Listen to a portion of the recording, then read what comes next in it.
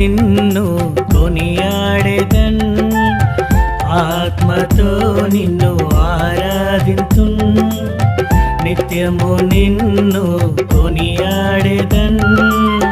నీ సముఖముగా మోకరిల్లగనే, నీ నామమున ప్రార్థించగనే, నీ సముఖముగా మోకరిల్లగనే, నీ నామమున ప్రార్థించగనే.